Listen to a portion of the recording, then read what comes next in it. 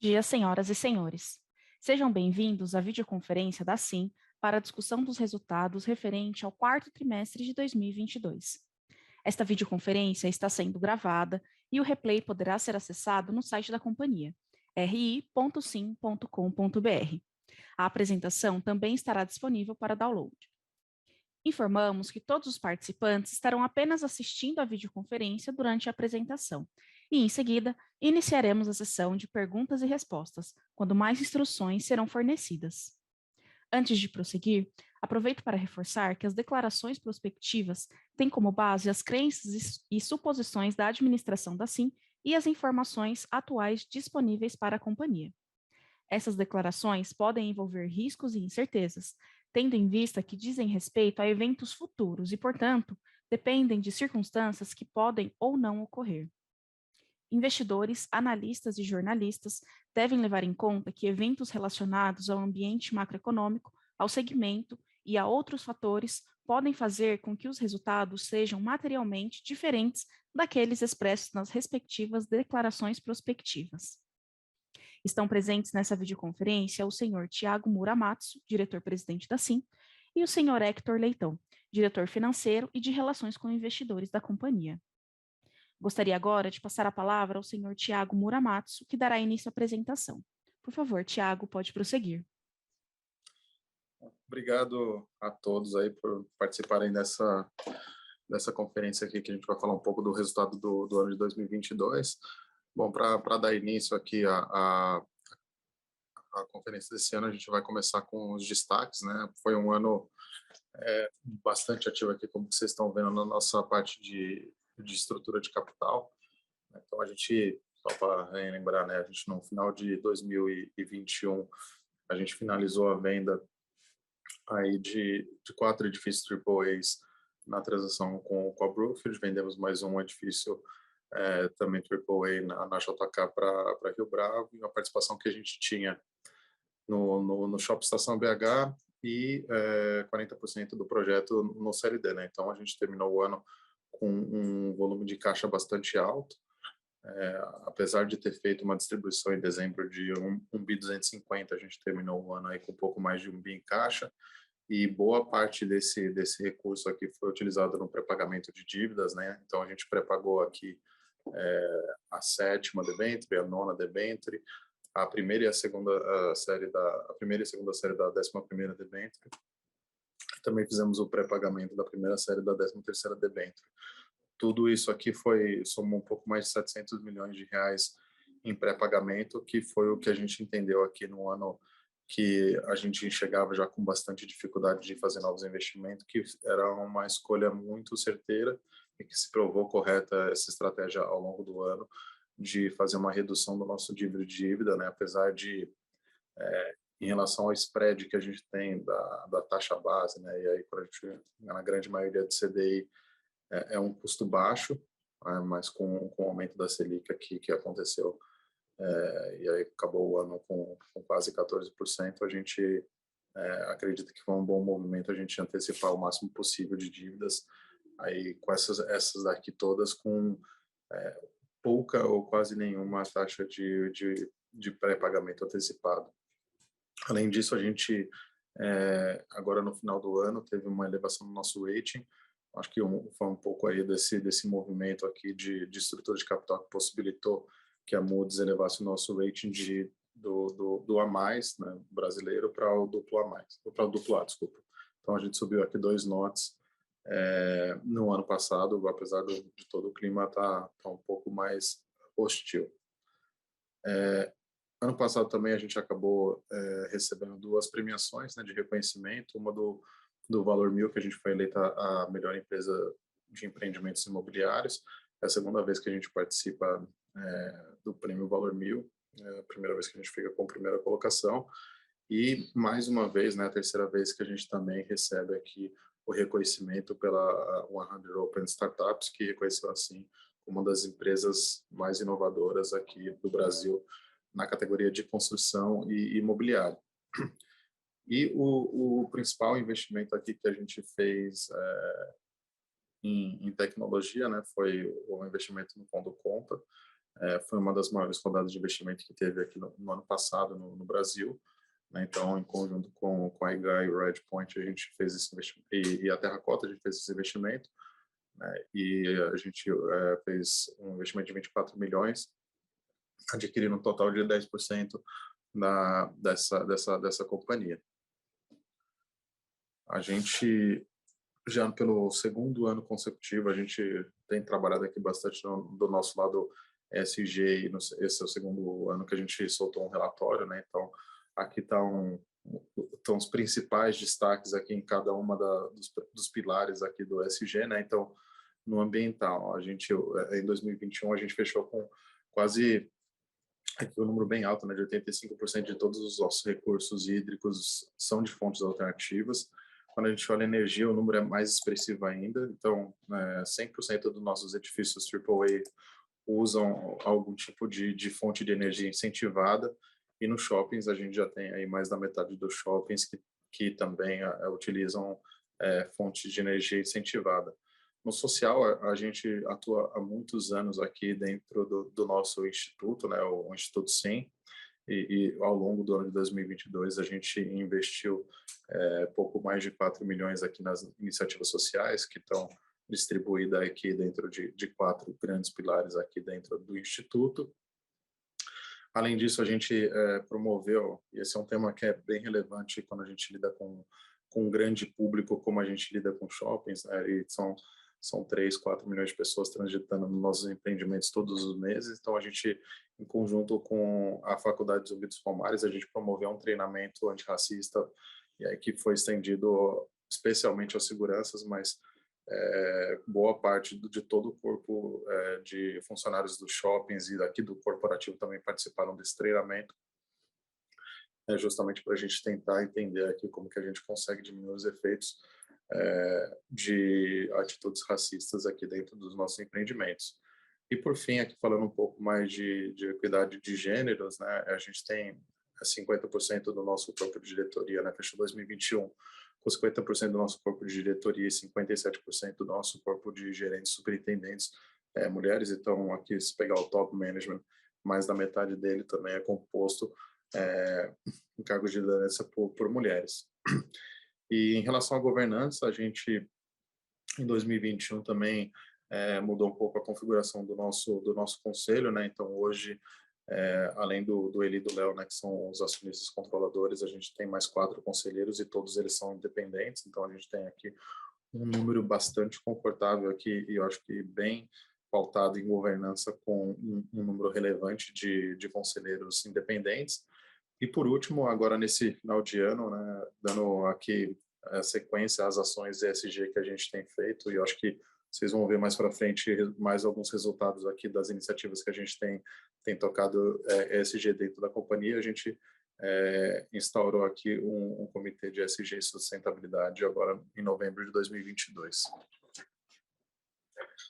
Agora entrando um pouco na parte do desempenho operacional, que na minha visão foi um ano muito bom, né? E foi um ano que realmente foi muito mais focado, eu acho que em olhar um pouco mais para dentro de casa, né? Seja na parte financeira, como eu destaquei aqui logo no início, né? Do volume de pré-pagamento de dívidas que a gente fez no ano de 2022, como também agora a gente vai passar um pouquinho aqui nos resultados operacionais, que eu acho que demonstra um pouco disso. Então, falando aqui primeiro acho que da ocupação financeira, né? A gente voltou aqui aos índices próximos de 90% no quarto trimestre de 22, e na ocupação física a gente finalizou com 83,6%, só que disso aqui a gente tem o ITM, né? Que ele tem uma representatividade muito grande, né? Eu acho que quase metade da nossa área vaga é só o ITM, então se a gente tirasse o ITM da conta, e aí depois eu quero falar um pouquinho mais no detalhe sobre a ocupação dos nossos edifícios e o peso do ITM dentro desse índice de ocupação, a gente chegaria em praticamente 93%, lembrando que tudo que a gente vendeu aqui de edifícios corporativos, eles estavam praticamente 100% locados, né? Então, hoje o peso que o ITM tem, ele é muito mais relevante. Indo adiante, falando aqui, acho que primeiro de shoppings, A gente está bem contente aqui com o resultado que a gente conseguiu chegar aqui em ocupação nos nossos shoppings, né? Então, a gente finalizou com ocupação financeira de 94,5%. Só que esse 94,5% aqui, ele pega uma média do trimestre. Se a gente pegar spot aqui no nosso último dia de 2022, a gente finalizou com uma ocupação financeira aí próxima de 96,5%.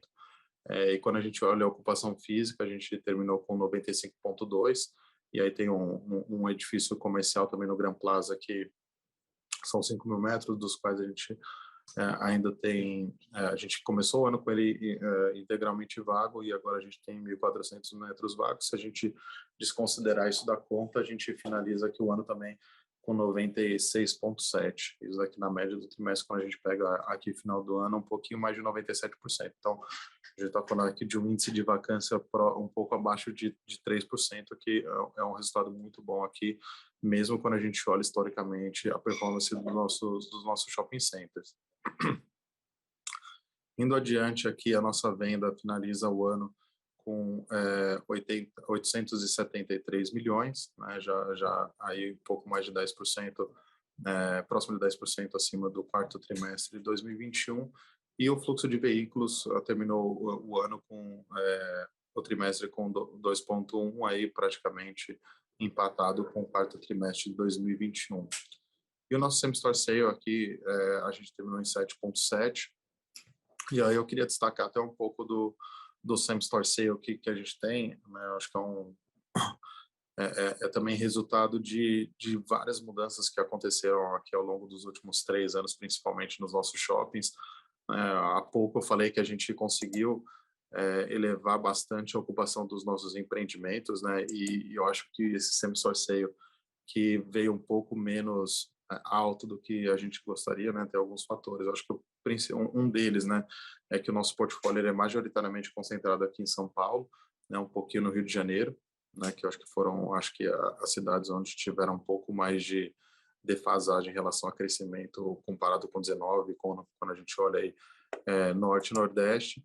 Mas eu acho que um ponto muito interessante que representa aqui um pouco desse same-store sale menos acelerado, é porque ao longo desses últimos 2 anos a gente vem fazendo um trabalho de substituição de logística e qualificação do nosso mix, né? Então, esse volume todo de locação que a gente fez aqui, por exemplo, no ano de 2022, foi muita substituição de lojistas que tinham uma performance ruim ou que tinham problemas de operação, e a gente vem profissionalizando e melhorando cada vez mais a qualidade dos operadores. Então, obviamente que isso acaba impactando no same-store sale, que a gente vai tirando muitas lojas e aí não tem comparável com o ano anterior, mas a gente acredita que hoje a gente tem uma venda, um custo de ocupação que acabou resultando num bom crescimento de NOI, né? Então, quando a gente olha as mesmas propriedades em shopping center de 2021 para 2022, a gente cresceu mais de 30% de resultado, com um custo de ocupação cada vez mais saudável. Então, acho que daqui para frente, talvez a gente consiga começar a capturar um pouco dessas mudanças que a gente fez em melhora de mix também no same-store sale, né? Mas hoje a gente já consegue capturar isso no day one aqui, quando a gente olha para os nossos resultados. Indo para edifício corporativo, né, a gente terminou com uma ocupação financeira de 75, uma ocupação física de 61. Quando a gente olha o ITM, aqui se a gente excluísse o ITM, a gente ia para próximo de 86%. E, de fato, acho que a gente tem hoje 2 problemas aqui no nosso portfólio em relação à vacância, né? A gente tem o ITM, que é um edifício atípico. Ele inicialmente foi concebido para ser um centro de venda de produtos têxteis, depois virou um centro de exposição, e aí finalmente se tornou um escritório. Ele era uma região, acho que um pouco mais desafiadora, e quando a gente olha o contexto aqui de ocupação da cidade como um todo, independentemente da qualidade do ativo, acho que a localização ela tem sido um fator crucial hoje para a locação. Tanto que a gente, nos nossos edifícios, aqui nas melhores regiões, a gente conseguiu praticar um leasing spread no ano de 2022 acima de 22%, né? Então foram mais perto de 25, 30 do que de 20, na verdade. Então, acho que isso mostra um pouco da fortaleza que são os imóveis nessa região, em detrimento de outras regiões que ativos AAAs aqui também acabam sofrendo um pouco com vacância. Só que em contrapartida, né, quando a gente olha nossos edifícios classe A gente tem 3 edifícios que ficam numa região que hoje também tem bastante vacância, mas eles estão 100% locados, estão locados com contratos longos, inclusive um dos inquilinos iniciou a operação aí de fato no ano de 2022, e a gente tem contratos que variam aqui de prazo de contrato entre 4 e 9 anos, né? Então a gente está bem tranquilo em relação a essas outras propriedades. E um outro edifício aqui também é um desafio para a gente, que é o Brasílio Machado. A gente tinha alguns problemas técnicos no edifício que dificultavam muito a locação, e a gente passou os últimos 1 ano e meio resolvendo esses problemas, que a gente acho que finalizou agora, deve estar em fase de finalizar agora no final desse trimestre. Então, acho que tem uma boa perspectiva para a gente conseguir também locar esse edifício, que representa aí mais ou menos uns 6, 7% da nossa vacância de escritórios. E quando a gente olha no cômputo geral aqui da geração de caixa, né, de NOI, de todo o nosso portfólio, esses 2 ativos aqui, se a gente considerasse eles como 100% locados, a gente está falando aqui de um incremento próximo de 7, 8% do nosso NOI. Então, eu acho que apesar de a gente reportar um número aqui que parece ser um número, e é um número, não é um número muito bom, ao mesmo tempo a gente tem dedicado bastante tempo para endereçar esses ativos em especial, e em contrapartida, o peso que eles têm aqui dentro do nosso resultado, ele não é muito relevante, mas obviamente não é nada que a gente consiga se sentir confortável, tanto que a gente tem dado um endereçamento especial aqui para esses 2 ativos. Vou passar agora para o Hector, para ele dar continuidade aqui, falando um pouco do desempenho financeiro. Bom dia a todos. Bom, antes de começar a mergulhar nos números, complementando na introdução que o Thiago deu sobre 21 e 22, é importante lembrar que a gente vai ver refletido aqui nos números um NOI, né, não das mesmas propriedades, mas o NOI total, EBITDA e FFO bem menor do que 2021, porque a gente realmente diminuiu em 35%, 40% o resultado dos nossos ativos, mas por outro lado a gente fez uma distribuição de dividendos acima de 1 bi 300, contando com os 80 milhões desse ano, e a gente pré-pagou 600 milhões em dívida, e o Thiago falou 700, somando aí aos juros, né, o resultado financeiro. Então a gente está falando uma boa relação de troca, onde a gente perde 86 milhões aqui de EBITDA e a gente traz o retorno para o acionista aqui de 2 bi. Então a gente teve um ano um pouco mais tímido em relação aos números absolutos aqui da geração de caixa dos ativos, mas foi uma estratégia bastante pensada e acertada, tendo em vista que em dezembro 21, até antes, né, no terceiro tri já de 2021, a gente já via uma aceleração da inflação e com uma boa probabilidade de uma reação forte do Banco Central. Então, toda a estratégia aqui de 22, que vai ter bastante benefício em 23, foi pensando na geração, no retorno de capital para os acionistas, e a gente trocou também, né, o perfil da dívida ficou muito mais concentrado em IPCA. Lá na frente eu mostro também, né, justamente quando as taxas se cruzam ali no fim do ano passado, no fim de 21, início de 22, e a gente se beneficia bastante com uma redução do custo total da dívida. Então a gente fez uma estratégia bastante consciente aqui, que para mim aqui, para todo o time, o resultado foi interessante. Então, partindo do NOI total aqui do trimestre, a gente alcançou 45,8 milhões, né, uma queda de 25,6 em relação a 21 e patamar parecido em relação a 29, e 180 milhões no total do ano, uma queda de quase 20% e 20 em relação a 21 e 26 em 19. Mas olhando as mesmas propriedades, como é que a gente trabalhou a produtividade do que a gente tem de comparável com 2021? A gente cresceu quase 5% aqui, TRI contra TRI, né? E a gente teve um crescimento robusto de 33,6% em relação ao ano passado e 32% em relação a 19. No próximo slide, a gente abre aqui nas unidades de negócio. Então, do lado esquerdo, em shoppings, as mesmas propriedades, a gente teve um decréscimo de 1,6%, basicamente por conta de uma recuperação de inadimplência forte no quarto TRI do ano passado. Então, o NOI bastante em linha com o ano passado. Lembrando que esse ano, esse TRI de 22, o último TRI, a gente teve Copa e eleições, que assim impactou muito o resultado dos shoppings, né?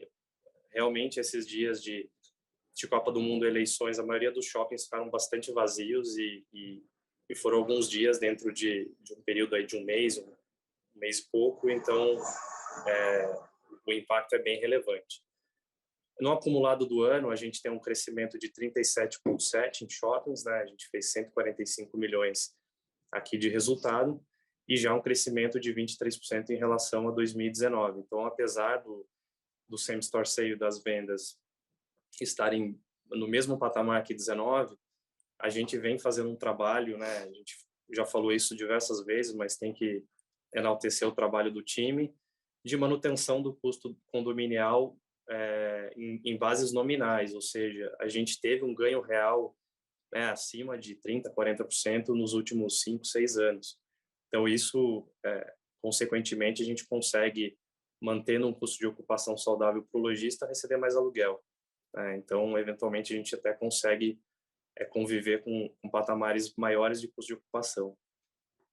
Do lado direito, o NOI de prédios, a gente teve um crescimento de 40% no trimestre, 60% em relação a 19, e no acumulado do ano, a gente alcançou aí 35 milhões em NOI de edifícios, um crescimento de 19 em relação a 21 e 90% em relação a 19. Aqui tem bastante impacto do edifício Birman 10, né, que a gente finalizou a locação, 100% da locação no fim de 2021, e a gente está colhendo aqui os efeitos da receita, né, do vencimento das carências aqui em 22, e em 23 vai ter mais um impacto interessante também.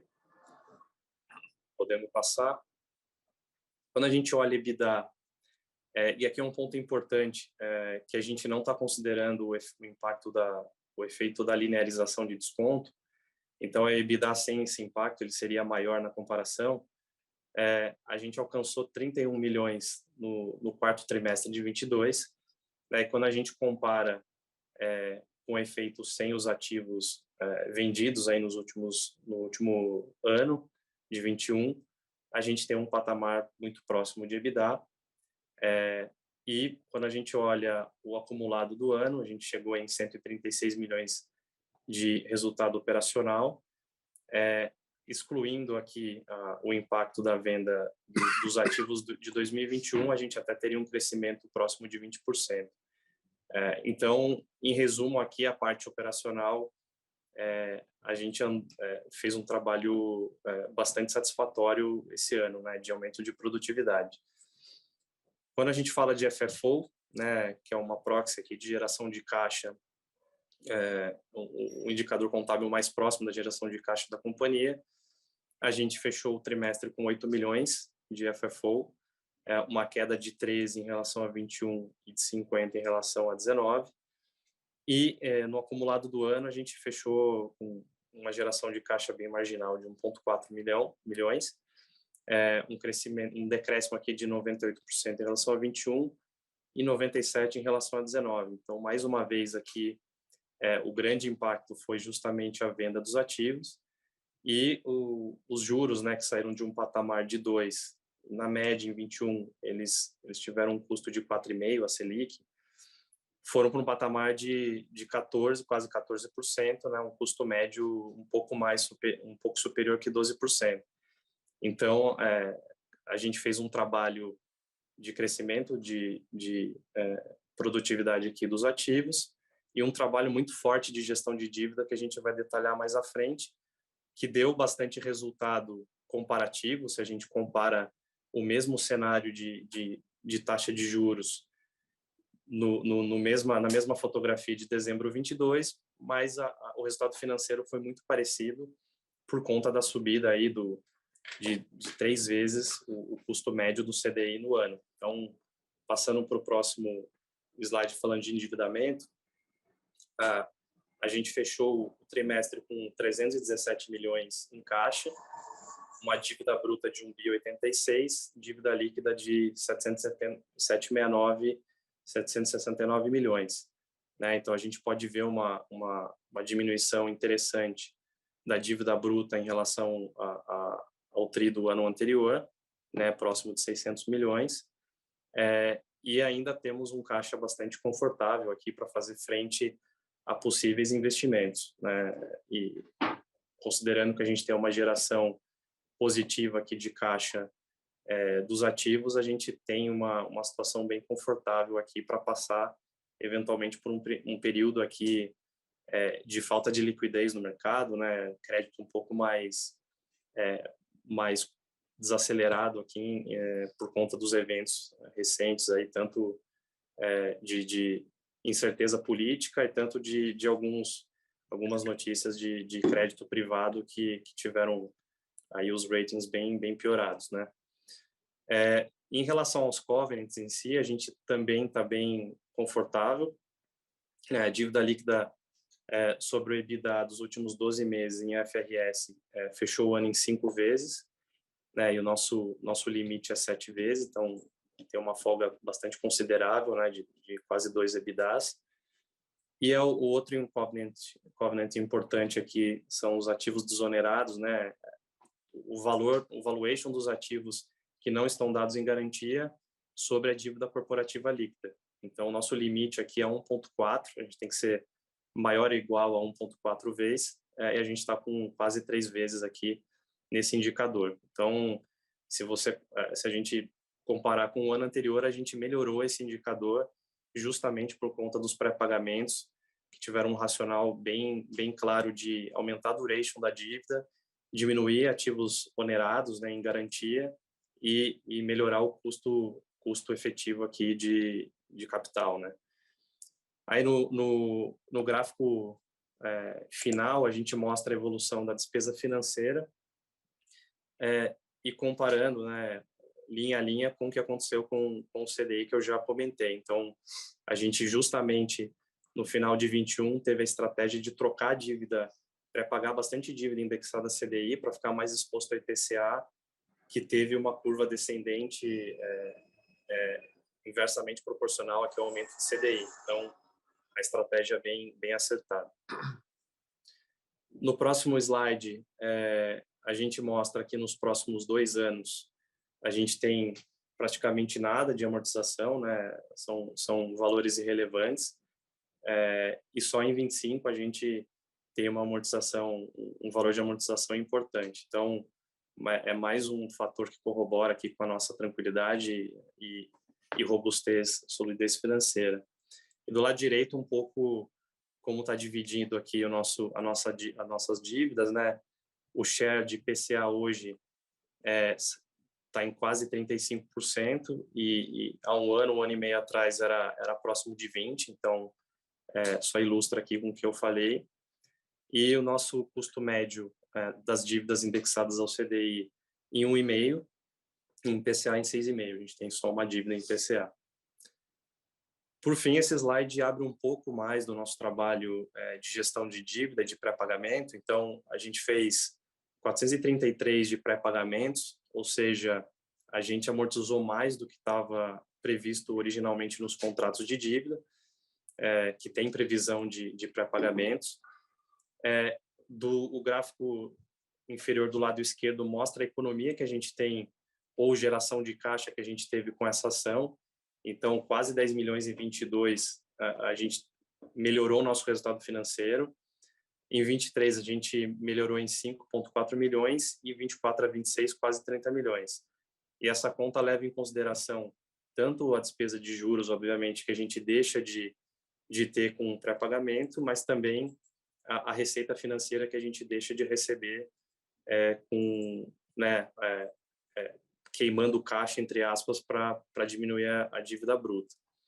E do lado direito, mostra que também não só a gente teve economia em juros, mas também a gente teve uma melhora de duration das dívidas. Então, se a gente não pré-pagasse, não fizesse nada, a gente teria um duration médio de 3,2 anos e a gente fecha aqui o ano com duration próximo de 4, né, de 3,9.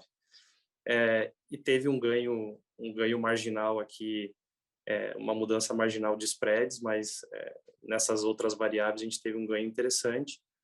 E na última linha, spread médio, a gente ilustra bastante qual foi o impacto aqui da gente ter trocado aqui bastante dívida de IPCA para CDI, né? A gente tinha um spread médio de 3,74 no final de 21, porque o IPCA acelerou demais, né? Chegou a, no acumulado de 12 meses, passar de 12%. E aí a gente teve essa troca aqui de indexador, o aumento do share de IPCA hoje, considerando 1,5 de spread nas dívidas de CDI mais o que a gente tem em IPCA, a gente tem um spread médio aqui de 0,93 em relação ao CDI. Então, acho que com isso eu fecho a sessão financeira.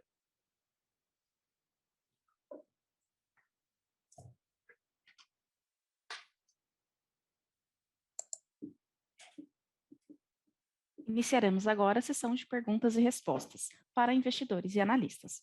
Caso deseje fazer alguma pergunta, por favor, pressione o botão Reação e, em seguida, clique em Levantar a mão. Se a sua pergunta for respondida, você pode sair da fila clicando em Abaixar a mão. Caso deseje fazer uma pergunta por escrito, por favor, digite sua pergunta no campo Q&A, seguido de seu nome e sua companhia. A primeira pergunta vem de Bruno Tomazetto, do BTG Pactual. Tiago, Hector, bom dia, tudo bem? Do meu lado eu tenho duas perguntas aqui.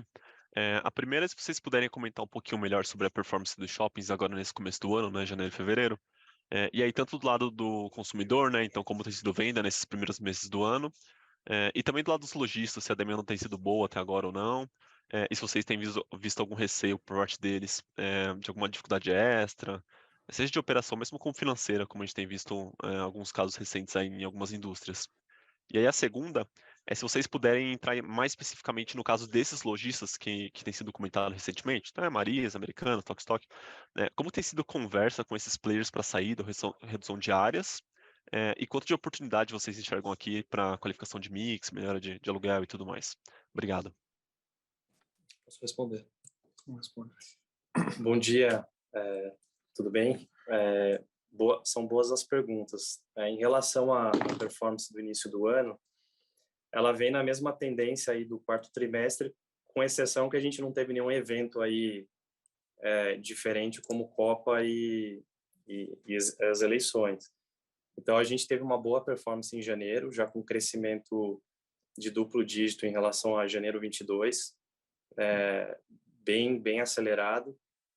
E também com crescimento forte em relação a 19. Então, foi um janeiro bastante forte, principalmente no Cidade de São Paulo, né, que é um shopping que a gente vem comentando nos últimos trimestres, que ele sofreu um impacto grande da pandemia por conta do home office, né?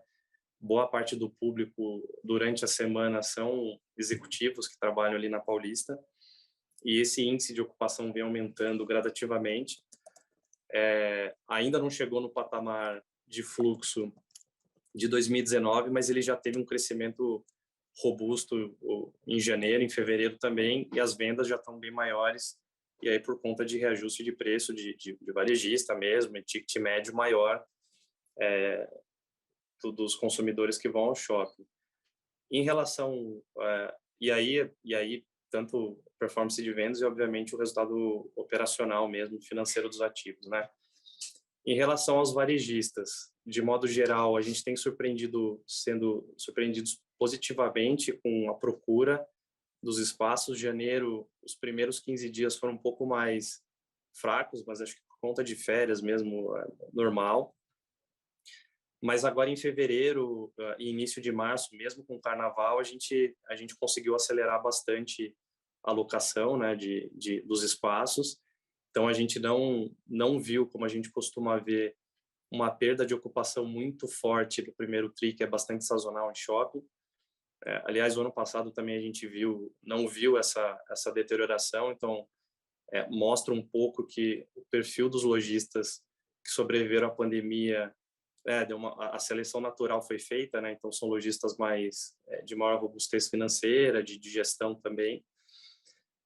Por fim, a terceira pergunta sobre especificamente as varejistas que tiveram notícias ruins aí na imprensa, né? Americanas, especificamente, que é o caso talvez que mais preocupante aqui para diversos stakeholders, eles só atrasaram uma parte de um aluguel da competência anterior ao pedido de recuperação judicial, e a partir de então eles estão em dia com as obrigações com todos os shoppings, né? Então a gente achava que teria um potencial de perda aqui de NOI nos nossos shoppings próximo de 1%, se tudo desse errado, e a gente viu que o efeito vai ser muito menor que isso, né? Vai ser irrelevante. E eles têm uma participação bem pequena também no nosso portfólio, né? Se a gente olhar em ABL total aqui, eles ocupam menos de 1,5% de todos os nossos shoppings, sendo que em 2 desses shoppings a ocupação ali é uma loja de 400 metros e uma de 500, 600. Exato. Em relação ao Tokstok, zero problema. E a Marisa, já há conversas de composição, mas a notícia boa é que eles estão muito proativos. Então, eles estão procurando, não só a gente, mas acredito que todos os administradores de shopping, para tentar compor aí um acordo de lojas menos produtivas e trazer algumas soluções interessantes. Mas só o fato de não ter omissão e ter uma antecipação da conversa já é bem positivo. Então, a chance aqui de ter algum impacto importante também é bem baixa. A Marisa também não representa muito o que tem de ROI nos nossos shoppings, nem de área, e muito menos de resultado por ser uma âncora. Então, também não vejo preocupação, por enquanto, generalizada em relação a esses players, justamente porque, do outro lado, a gente tem visto procura tanto dos players grandes quanto dos pequenos para continuar ocupando os nossos shoppings. Então, a gente tem um bom indicador do lado da demanda aqui por espaços que tira um pouco essa preocupação. Tinha mais alguma pergunta? Tinha, Bruno. Tem, Bruno? Não, tá ótimo. É isso mesmo, pessoal. Obrigado. Bom dia. Valeu. As próximas perguntas vieram de Carlos Herrera, da Condo Insider, e de Diego Alves Pinto. Vocês poderiam comentar sobre as tendências que deveríamos observar no primeiro trimestre de 2023 e no ano no geral? Deveria haver uma melhora de resultados? Se sim, quais seriam os principais drivers? Vocês poderiam explicar as vantagens da reestruturação desse fundo imobiliário Gran Plaza para os acionistas da Cine? E os possíveis riscos à frente? A dívida líquida aumentou de um trimestre para o outro. Alguma previsão de inverter essa tendência, mesmo que vendendo algum ativo para diminuir a dívida? Com relação ao ITM, alguma previsão de alguma destinação para lá, mesmo que seja demolir tudo e transformar em terreno para incorporação imobiliária?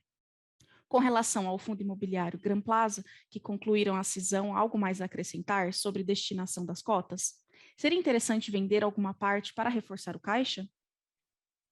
Bom, beleza. Acho que foram perguntas bem extensas, mas eu acho que eu pedi para juntar até as duas porque eu acho que eram conteúdos parecidos. Em relação ao primeiro TRI de 23, eu acho que o Hector ele já deu uma boa pincelada aqui em relação aos resultados, né? Que a gente está falando aqui já de 2 meses do primeiro trimestre. E em relação ao ano, acho que eu posso falar até um pouquinho mais quando a gente fizer o fechamento. Então eu deixo isso para responder depois, tá bom? Agora, em relação ao Gran Plaza, antes deixa eu responder aqui a primeira questão do Diego. A gente teve um aumento aqui na dívida líquida porque teve uma reclassificação principal motivo, né? Teve uma reclassificação de um investimento que a gente tem via um FIP, que ele estava sendo classificado dentro de caixa e agora foi para propriedades para investimento, né? Então, não teve efetivamente um aumento do nível de dívida, muito pelo contrário, né? Eu acho que ao longo dos próximos trimestres o que vocês vão enxergar aqui é o nosso índice de endividamento, ele caindo consistentemente. Então, aí a gente hoje apresentou que ele está em 5,2, a gente deve finalizar o ano e aí trimestre a trimestre a gente vai vendo esse número caindo, tá? Em relação ao ITM, né, que acho que foi a pergunta aqui, tanto do Carlos quanto do Diego, bom, qual a principal vantagem? Eu acho que eu consegui Gran chegar. Plaza, né? Obrigado, Gran Plaza, desculpa. Gran Plaza, né? Eu acho que tem duas principais vantagens aqui em relação a essa estrutura que a gente fez. Eu acho que a primeira delas, a gente endereçou a autuação que o fisco fez para o fundo, de uma forma que daqui para frente a tese que ele usou para fazer essa autuação ela não se sustenta.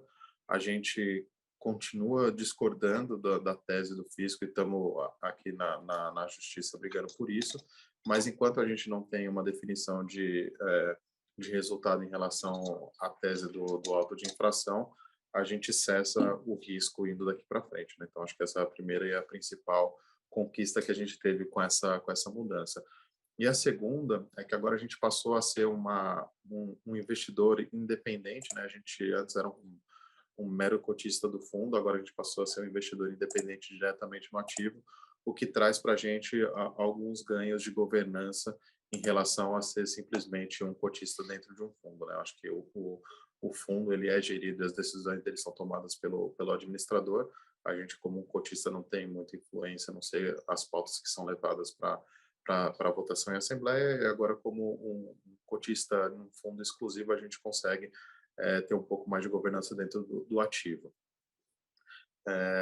Em relação à destinação das cotas, eu acho que a gente não tem nenhum plano, né? A gente basicamente continua do jeito que estava, não muda em nada a forma de rentabilidade do que a gente teve nos últimos 13 anos, 16 anos.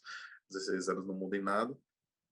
E a gente não tem nenhum plano efetivo para vender uma parte dessas cotas para reforçar a caixa, mesmo porque hoje o que a gente tem que tentar trabalhar, inclusive com um caixa mais baixo, né? Então todo esse movimento que a gente fez aí de pré-pagamento no ano de 2022, acho que eu até falei 700, mas foi um pouco mais de 400, né, no início. Foi tudo uma estratégia também da gente conseguir empregar o caixa da maneira mais eficiente possível.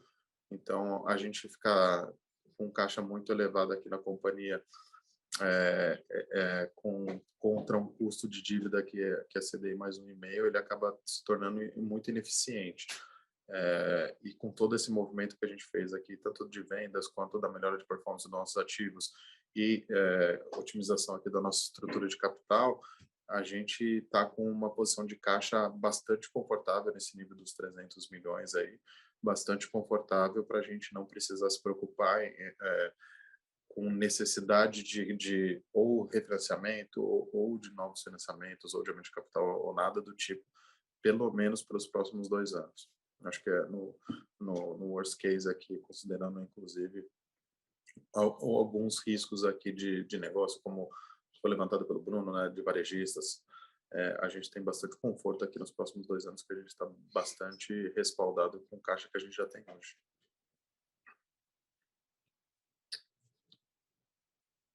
Teve mais uma pergunta, né, desculpa, do ITM. Em relação ao ITM, se tem alguma destinação.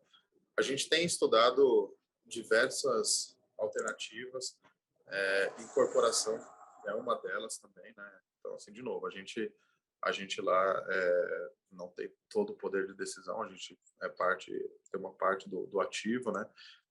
Mas de qualquer jeito, demolir para colocar outro tipo de empreendimento no lugar, a conta não fica muito boa, mesmo com ativo vazio, né? Mas a gente tem estudado, sim, alternativas, inclusive, de incorporação imobiliária. Bom. Lembrando que para fazer perguntas, basta clicar em levantar a mão ou enviar por escrito através do ícone Q&A.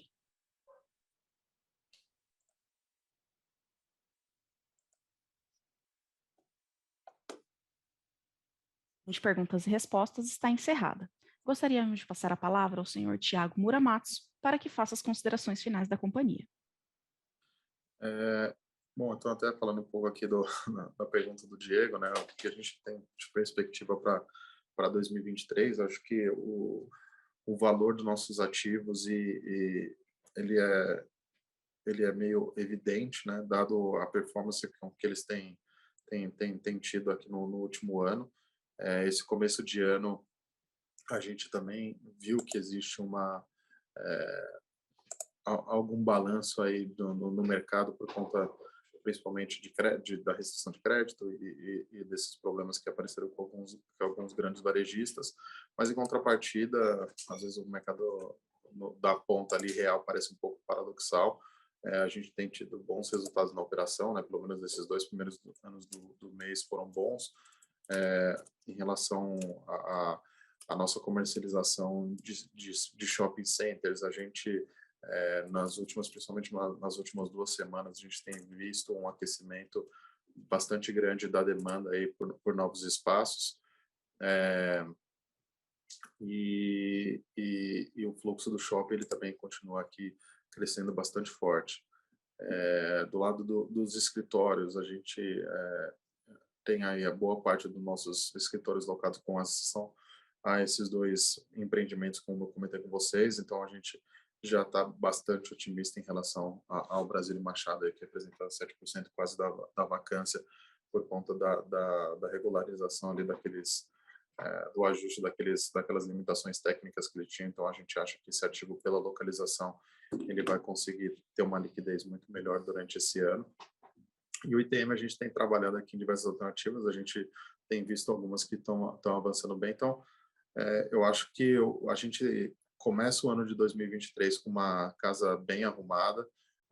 A gente tem perspectivas muito boas aqui de crescimento, tanto do lado de shoppings, a gente tem aqui estimativas de crescimento bem agressivas aqui para shopping, que até agora elas estão se cumprindo à risca. Do lado de edifícios, a gente também está bastante animado, especialmente quando a gente olha aqui os nossos 2 maiores problemas, que a gente tem aqui visto aqui algumas maneiras de conseguir endereçá-los. Bom, acho que é isso. Agradeço novamente a todos pela participação e pelo tempo, e qualquer dúvida que vocês tenham aqui que acabou não sendo respondida, o Hector e o nosso time de RE aqui, ele está disponível para poder atender todo mundo. Obrigado, bom dia. A videoconferência da SIM está encerrada. Agradecemos a participação de todos e tenham uma boa tarde.